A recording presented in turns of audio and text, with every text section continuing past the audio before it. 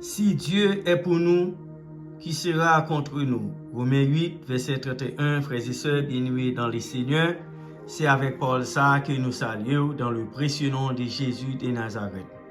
Bien-aimés, vers l'année 587 avant Jésus-Christ, l'armée Nebuchadnezzar détruisit et incendie la ville de Jérusalem, ce qui devait compléter la déportation du peuple juif en Assyrie.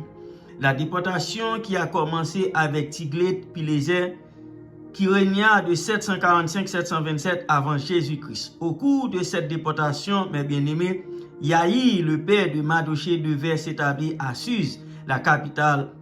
Il avait adopté l'une de ses cousines, son nom hébreu était Adassa. Elle fut appelée en perse Esther, nom qui signifie étoile. Mais pour Esther, ce nom fut donné à cause de sa beauté.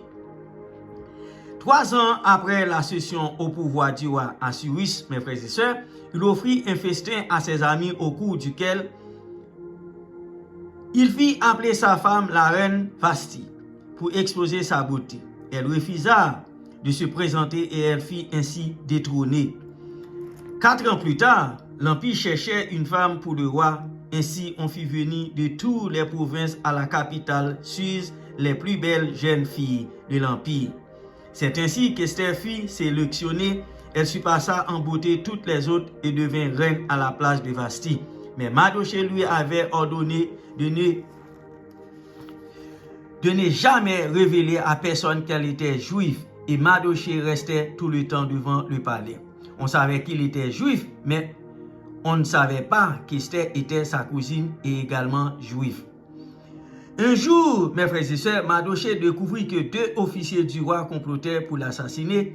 Il en fit part à sa cousine qui en avertit immédiatement son mari, le roi Assuérus. Ces 2 officiers furent donc arrêtés, jugés et exécutés.